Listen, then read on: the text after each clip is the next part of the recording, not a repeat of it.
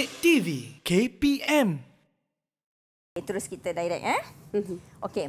A'udzubillahi minasyaitonirrajim. Bismillahirrahmanirrahim. Alhamdulillahirabbil alamin. Assalatu wassalamu ala asyrafil anbiya'i wal mursalin wa ala alihi wa ashabihi ajma'in. Amma ba'du. Rabbishrahli sadri wa yassirli amri wahlul 'uqdatam min lisani yafqahu qawli. Assalamualaikum warahmatullahi wabarakatuh kepada semua anak murid, ustazah yang berada di rumah dan juga Syafiqah dan anak murid yang berada di Google Meet ya. Okey, jadi hari ini kita sekali lagi dalam slot menengah atas bagi mata pelajaran Pendidikan Islam bersama Ustazah Siti Rahmah binti Syahabuddin atau selama singkatan Ustazah Usrah.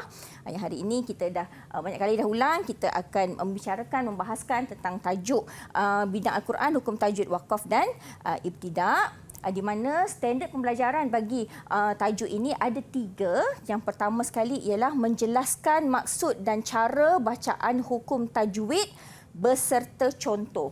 Untuk pengetahuan Syafiqah, untuk hukum tajwid Pendidikan Islam Tingkatan 5 ada 3 sebenarnya ya. Kita dah yang pertama bacaan ra', kita kupas pada sesi yang lain, dan dia wakaf dan ibtidak. Tapi wakaf dan ibtidak ni kita tak boleh pisahkan dia. Kerana dia sangat berkait rapat. Jadi untuk sesi kali ini kita akan bincang terus 2 lah. Ya, kita akan bincangkan 2 terus ya. Okey, kemudian untuk standard pelajaran yang kedua, menentukan dan membaca ayat Al-Quran yang mengandungi hukum tajwid, wakaf dan ibtidak. Kemudian standard pembelajaran yang ketiga, mengamalkan hukum wakaf dan ibtidak dalam bacaan Al-Quran secara beradab dan istiqamah ya. Jadi objektif pembelajaran kita ada 5. Yang pertama sekali ialah menjelaskan maksud wakaf dan ibtidak dengan betul. Kan kita sebut wakaf, ibtidak apa benda ni kan. Jadi biarlah anak-anak murid kita ni yang berada di studio dan juga yang berada di luar sana, kalaulah orang tanya apa maksud wakaf, dia boleh jawab.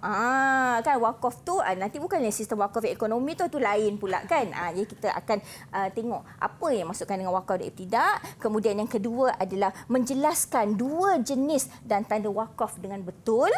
Kemudian yang ketiga, objektif yang ketiga, menerangkan 2 jenis ibtidak dengan betul. Yang keempat, menentukan 2 jenis dan tanda wakaf pada ayat Al-Quran dengan tepat. Dan yang kelima, mengaplikasikan cara bacaan wakaf dan ibtidak yang betul pada ayat Al-Quran. Itu dia objektif Ustazah ya, pada hari ini. 5 objektif kita pada hari ini. Jadi kita teruskan dengan maksud wakaf. Inilah kita pergi objektif yang pertama ni Syafiqah ya. Okey, anak-anak murid semua. Yang pertama sekali maksud wakaf. Jadi wakaf, kalau asyik kita cakap kan wakaf ni apa sebenarnya? Wakaf ni kalau ustazah atau mana-mana ustaz yang murid-murid dengar kat luar sana kalau berbicarakan tentang membaca Al-Quran kan, kalau sebut wakaf, lepas ni jangan confuse lagi. Jangan keliru lagi. Wakaf tu murid-murid semua maksudnya adalah memberhentikan bacaan. Ini kita tengah baca Al-Quran ni kan. Kita start dengan a'udzubillahi minasyaitonirrajim. Bismillahirrahmanirrahim. Kita baca. Kita memberhentikan bacaan di akhir kalimah. Akhir kalimah untuk bernafas. Contoh, alhamdulillahirabbil alamin. Kita berhenti untuk menarik nafas. Bukan terus kita tulis Al-Quran ya. Bukan, itu bukan wakaf namanya. Ya.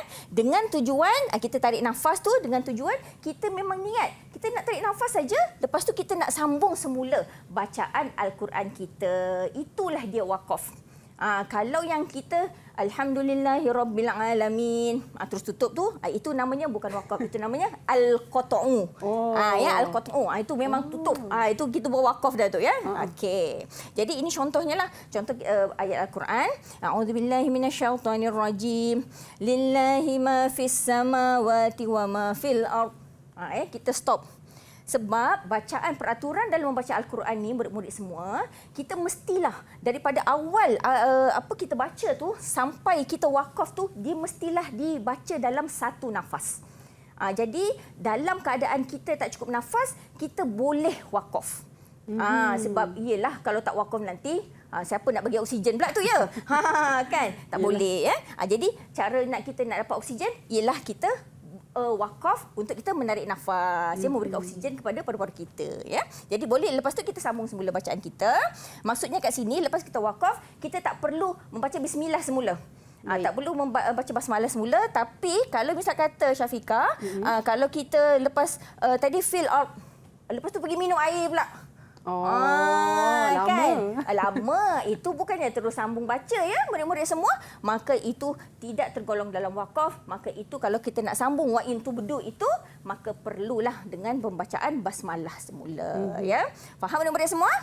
Faham? Faham ya? Okey, thumbs up sikit kalau faham. Baik, Ustazah. Okey, very itu dia. good. Kita teruskan, Ustazah. Okey, so ini betul faham ni. Tadi yang angkat tangan ni, Ustazah nak tanya soalan ni. Ustazah ni mentang-mentang lah sekolah menengah sains Selangor kan. Terus tanya soalan. Boleh ni? Boleh ya? Boleh murid-murid.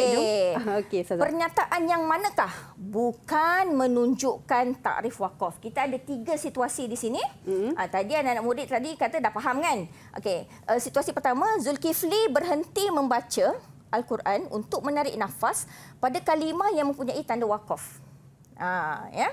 Yang situasi kedua, yang hijau ni, Jamaliah terpaksa berhenti membaca Al-Quran di pertengahan ayat kerana tidak cukup nafas. Tak tahulah, ada ke Ustaz sebut tadi ya, Syafiqah ada ada tak?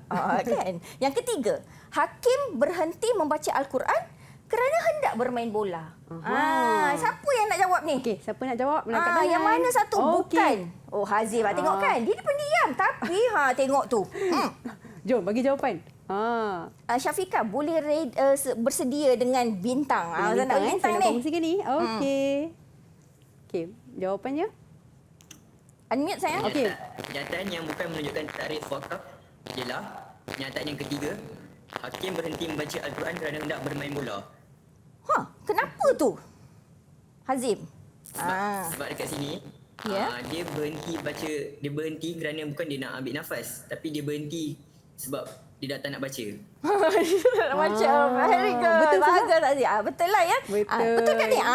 Betul. Itulah dia jawapannya kan. Jadi yang dua ini memang adalah masih lagi mencakupi takrif wakaf. Manakala yang situasi Hakim ni tadi, dia sudah tidak mencakupi takrif wakaf kerana dia bukan nak tarik nafas lagi kan. Dia nak buang nafas dia pula. Pergi bermain bola. Jadi, Ustazah. Berapa kita nak bagi bintang, Ustazah? Okey.